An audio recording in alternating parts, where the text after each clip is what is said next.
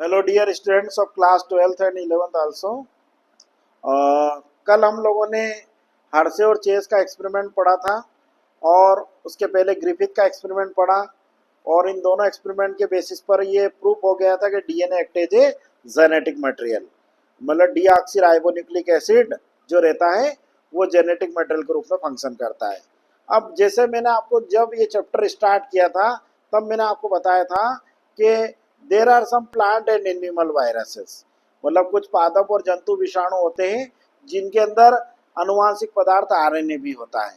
तो how it is proved that RNA act as a genetic material, मतलब ये कैसे सिद्ध किया गया कि आरएनए अनुवांशिक पदार्थ की तरह कार्य करता है। इसे सिद्ध करने के लिए फ्रैंकलिन कॉनरेड और सिंगर दो साइंटिस्ट थे। उन्होंने एक्सपेरिमेंट करा और उन्होंने TMV virus, tobacco mosaic virus के ऊपर एक्सपेरिमेंट करके ये प्रूव करने की कोशिश की कि RNA act as a genetic material.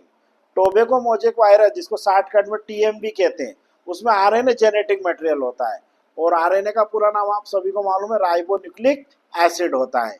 और जो आरएनए होता है इसमें कैसे जेनेटिक मटेरियल के रूप में फंक्शन करता है, इसको समझाने के लिए इन दोनों साइंटिस्ट ने एक्सपेरिमेंटेशन किया। और इन दोनों साइंटिस्ट के एक्सपेरिमेंट के बेसिस पर यह प्रूफ हो गया कि RNA also act as a genetic material. तो उन्होंने टीएमबी वायरस को लेकर एक्सपेरिमेंट करा। कल भी मैंने आपको बैक्टीरियोफेज की स्ट्रक्चर के बारे में बताया था, जब मैंने बताया था कि बैक्टीरियोफेज या कोई भी प्लांट या कोई भी एनिमल वायरस होता है उसके सबसे बाहर उसका एक कवरिंग होता है। उस कवरिंग को हम लोग जनरली कैप्सिड कहते हैं और that capsid is generally made up of protein. Capsid protein से मिलकर बना होता है और इसके अंदर, उस कैप्सिड के अंदर सिंगल स्ट्रैंडेड आरएनए होता है और वो सिंगल स्ट्रैंडेड आरएनए ही जेनेटिक मटेरियल के रूप में फंक्शन करता है। बट बिफोर दिस एक्सपेरिमेंट ये प्रूव्ड नहीं था, मतलब इस प्रयोग के पहले ये सिद्ध नहीं किया गया था कि आरएनए भी जेनेटिक मटेरियल के रूप में फंक्शन करता है। तो इसके लिए उन्होंने ये वायरस लिया, टीएमबी वायरस, और इस टीएमबी वायरस को they experimented on the tobacco plant leaf. Tobacco मतलब निकोटियाना टोबैकम, जो एक प्लांट होता है, उस प्लांट की पत्तियों के ऊपर उन्होंने एक्सपेरिमेंटली प्रूव करा कि RNA also act as a genetic material. तो उन्होंने इस वायरस को लिया। इस वायरस की जो स्ट्रक्चर रहती है वो स्ट्रक्चर इस टाइप की रहती है कि इस वायरस में, मैंने जैसे बताया ना, कल भी बताया था आपको, वायरस में कुछ भी नहीं रहता है। वायरस में उसका एक ऑर्गेनाइजेशन रहता है, ऐसी प्रोटीन से बनी हुई इसकी स्ट्रक्चर रहती है ऐसी, जिसको हम लोग कैप्सिड कहते हैं। ऐसा ऐसा कैप्सिड रहता है और इसके अंदर ये इसका सिंगल स्ट्रैंडेड आरएनए रहता है। और ये इस पूरे वायरस को, इस पूरे कंस्ट्रक्टेड वायरस को उन्होंने, वो ये टोबैको प्लांट की जो लीफ होती है, इस लीफ के ऊपर उन्होंने इस वायरस को उन्होंने डाला, ठीक है ना।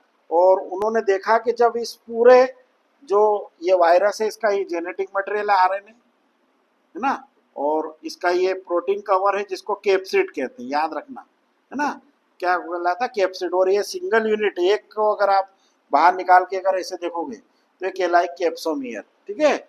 और ये कैप्सिड और आरएनए से मिलके बना होता है। इस वायरस को पूरा का पूरा वायरस इसके ऊपर उन्होंने स्प्रेड कर दिया, इस टोबैको प्लांट की लीफ के ऊपर। तो उन्होंने देखा कि आफ्टर सम टाइम मोजेक रोग के सिम्टम आते हैं। जैसे मोजेक सिम्टम आ जाते हैं, जैसे अभी अपने इधर मालवा रीजन में तंबाकू, सोयाबीन की पत्ती के ऊपर पीला मोजेक वायरस आ गया। आप देख रहे हैं कि डेली पेपरों में आ रहा है, डेली किसान परेशान है कि सोयाबीन की जो फसल है वो मोजेक वायरस, पीले मोजेक वायरस से अफेक्टेड हो गई। तो ये virus plant to plant variable होते हैं, मतलब अलग अलग प्लांट में अलग अलग टाइप के वायरस बीमारियां उत्पन्न करते हैं, ठीक है ना। वायरस का भी कोई एक टाइप नहीं, वायरस भी हजारों प्रकार के होते हैं, ठीक है। तो ये वायरस को उन्होंने इसके ऊपर डाला तो इसके ऊपर ये मोजेक रोग के सिम्टम्स आ जाते हैं। और ये जो तंबाकू का जो पौधा होता है जिसकी मेन उपज ही होती है क्या, उसकी लीफ, मतलब तंबाकू का जो पौधा होता है उसकी फसल, उस प्लांट को क्यों उगाया जाता है, पत्तियों के लिए, क्योंकि उसकी पत्तियों को ही यूज किया जाता है। तो इस प्लांट के ऊपर ये अटैक करता है और ऐसे उसको सिम्टम प्रोड्यूस करता है, जिससे उन एरिया में, जिन एरिया में टोबैको प्लांट की एग्रीकल्चर करते किसान, मतलब जब तंबाकू प्लांट को उगाया जाता है और वहाँ पे ये हर साल ये वायरस उन एरिया में तंबाकू की फसल को काफ़ी नुकसान पहुँचाता है। जैसे हमारे इधर पीला मोजेक वायरस सोयाबीन की फसल को नुकसान पहुँचा रहा है, तो इस वायरस को उन्होंने डाला।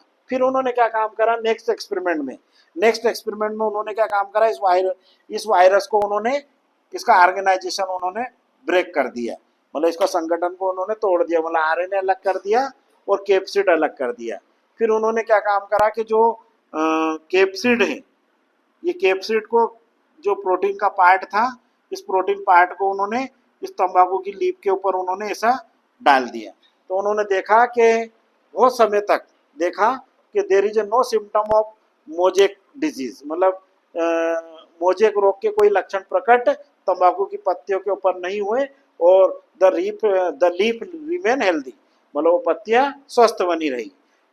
फिर उन्होंने क्या काम करा तीसरे में, पहला तो ये हो गया था अपना, दूसरा ये हो गया, तीसरे में उन्होंने क्या काम करा, इस आरएनए को जो इससे वायरस से हमने तोड़ के निकाल दिया था, ब्रेकअप करके निकाल दिया था, तो अब इस वायरस को, मतलब इस आरएनए को इस वायरस के ऊपर डाला, एक प्लांट की लीफ के ऊपर डाला, तो उन्होंने देखा कि कुछ समय बाद उसके ऊपर मोजेक रोग के सिम्टम्स आ जाते हैं। इससे ये यहाँ पे आरएनए जब जाता है टोबैको प्लांट की लीफ के ऊपर तो कैप्सिड बना लेता है आरएनए की मदद से, पर कैप्सिड आरएनए नहीं बना पाता। फिर उन्होंने चौथे एक्सपेरिमेंट में क्या काम करा कि इस वायरस को वापस रिकंस्ट्रक्टेड कर दिया, मतलब इस वायरस को जो प्रोटीन और आरएनए था जो अलग अलग थे उनको अलग अलग करके, वो अलग अलग थे उनको रिकंस्ट्रक्टेड कर दिया, और रिकंस्ट्रक्टेड करने के बाद फिर उसे वापस तंबाकू की प्लांट की पत्तियों के ऊपर डाला, तो उन्होंने देखा कि कुछ समय बाद उनमें मोजेक रोग के सिम्टम्स आ जाते हैं। इससे क्या कंक्लूजन निकाला इन दोनों साइंटिस्ट ने, इन्होंने निकाला कि आरएनए, जब हम लोगों ने इस वायरस को तोड़ा था तो कैप्सिड भी डाला और आरएनए भी डाला अलग अलग लीफ के ऊपर, तो जब कैप्सिड डाला तो कोई डिजीज के सिम्टम्स नहीं आते हैं, बट जब हम आरएनए डालते हैं तो डिजीज के सिम्टम आते हैं, क्योंकि आरएनए की मदद से ये वायरस रेप्लिकेट हो जाता है और कैप्सिड बना लेता है और उसमें डिजीज के सिम्टम्स उत्पन्न करता है। इससे बात प्रूफ होती है कि RNA act as a genetic material, ना कि capsid that is made up of protein. तो इस एक्सपेरिमेंट्स के बेसिस पर यह प्रूफ हो गया कि RNA also act as a genetic material in some animal and plant viruses, मतलब जितने भी बहुत सारे प्लांट और एनिमल वायरस होते हैं उनमें आरएनए भी अनुवांशिक पदार्थ की तरह कार्य करता है। अब इन सब प्रयोगों के आधार पर ये फैक्ट हमारे प्रूफ हो गए कि डीएनए भी जेनेटिक मटेरियल होता है और आरएनए भी जेनेटिक मटेरियल होता है। डीएनए ऑलमोस्ट सभी लिविंग ऑर्गेनिज्म के अंदर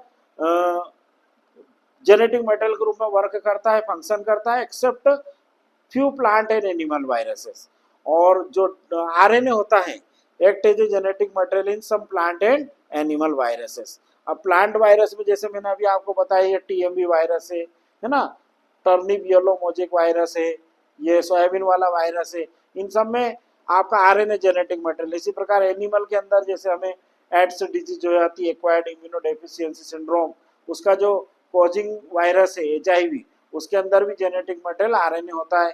अभी आपके जो कोविड जो महामारी आई थी, एपिडेमिक आई थी अपने कंट्री में, वो पूरा ऑल ओवर द वर्ल्ड, उस कोविड वायरस का जो कोरोना वायरस था उसका जेनेटिक मटेरियल भी आरएनए था। तो ये इससे क्या बात सिद्ध होती है कि आरएनए एक जितने भी जैसे डेंगू का वायरस है ना, चिकनगुनिया का वायरस है और अपना कॉमन कोल्ड का वायरस है, इस सब का जेनेटिक मटेरियल भी आरएनए होता है, ठीक है ना। डीएनए केवल बैक्टीरियोफेज में जेनेटिक मटेरियल के रूप में काम करता है, और इन सब से ये बात प्रूफ हो गई कि both DNA and RNA act as a genetic material. अब ये हमारा जहाँ पे ये क्लियर कट हो गया कि डीएनए और आरएनए दोनों जेनेटिक मटेरियल के रूप में फंक्शन करते हैं। अब ये डीएनए की स्ट्रक्चर कैसी होती है, आरएनए की स्ट्रक्चर कैसी होती है, इसके बारे में हम लोग अगले वीडियो में पढ़ेंगे। आई थिंक आपको ये पसंद आया होगा। ज़्यादा से ज़्यादा लाइक करें, शेयर करें। All the best.